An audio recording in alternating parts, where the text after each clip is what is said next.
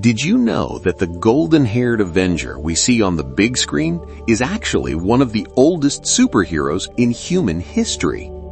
Long before comic books existed, people told stories of a thunder god who protected humanity from the forces of chaos. But if you think Chris Hemsworth's charming portrayal is a mirror image of the ancient legends, you might be in for a massive shock. The gap between the Hollywood heartthrob and the ancient Viking protector is wider than the Rainbow Bridge itself, filled with strange magic and brutal secrets. In this video, we're going to dive deep into the real-life inspirations behind Marvel's God of Thunder by exploring the raw, untamed Norse myths that started it all. We'll peel back the layers of cinematic polish to find the rugged roots of the legends that shaped one of the most iconic characters in modern pop culture. From the halls of Valhalla to the streets of New York City, the journey of this deity is a fascinating evolution of how we perceive heroism across different eras. Let's see what happens when the Marvel Cinematic Universe meets the world of the Eddas. The challenge for most fans is that it's incredibly easy to confuse comic book lore with actual history, leading to some pretty big misconceptions about Norse culture. Many viewers don't realize how much of Thor's personality and world was invented in the 1960s by Stan Lee and Jack Kirby versus what was actually believed by the Vikings over 1,000 years ago. Understanding where the Marvel magic ends and the ancient myth begins is essential if you want to truly appreciate the depth of this character's long-standing legacy in our global storytelling. To understand the real Thor, we first have to look at the landscape of Norse mythology, which was a world far more grim and unpredictable than the MCU portrays. The ancient gods, or the Aesir, weren't just aliens with advanced technology. They were powerful, flawed beings who lived under the constant shadow of a predicted doom known as Ragnarok.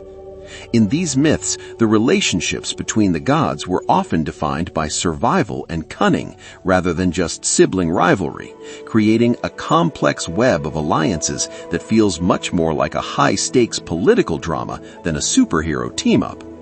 One of the biggest shifts in the Marvel Universe is the family dynamic, particularly the relationship between Thor and the mischievous Loki. In the movies, they are brothers raised together under Odin's watchful eye, creating a relatable story of family conflict and redemption. However, in the original myths, Loki isn't Thor's brother at all. He is actually Odin's blood brother, making him more of an eccentric, dangerous uncle figure. This change completely alters the stakes of their interactions, turning a family feud into a much more cosmic and unpredictable game of wits. As we explore further, even the physical appearance of the God of Thunder takes a sharp turn away from the version we know and love. While Marvel gives us a blonde, clean-shaven warrior who eventually learns humility, the mythological Thor was a red-headed, bearded powerhouse with a massive appetite and a quick temper. He wasn't particularly interested in learning worthiness in the way the movies suggest. He was a blue-collar god, a protector of the common man, who spent most of his time smashing giants with his hammer simply because it was his job to keep the world safe. The hammer itself, Mjolnir, carries a very different set of rules in the ancient texts compared to the enchanted weapon we see on screen. In the Marvel films, worthiness is a moral quality that allows one to lift the hammer, but in the myths, the hammer was just incredibly heavy and dangerous to handle. To wield it, the mythological Thor actually needed special equipment, including a pair of iron gauntlets and a belt that doubled his strength. It wasn't about being a good person in the modern sense. It was about having the raw power and the right gear to control a weapon of mass destruction. The climax of our comparison comes when we look at the core personality traits of these two versions of the same character. The Marvel Thor undergoes a beautiful journey from an arrogant prince to a selfless leader, embodying the modern ideal of a hero who sacrifices for the greater good. On the other hand, the mythological Thor was a force of nature. He was loud, boisterous, and sometimes even a bit terrifying. He didn't have a secret identity as a doctor or a struggle with his place in a team. He was the undisputed champion of Midgard, defined by his grit and his unbreakable will. Another massive difference lies in their romantic lives and their connections to Earth, or Midgard. In the movies, Jane Foster serves as Thor's tether to humanity, providing a romantic arc that softens his character.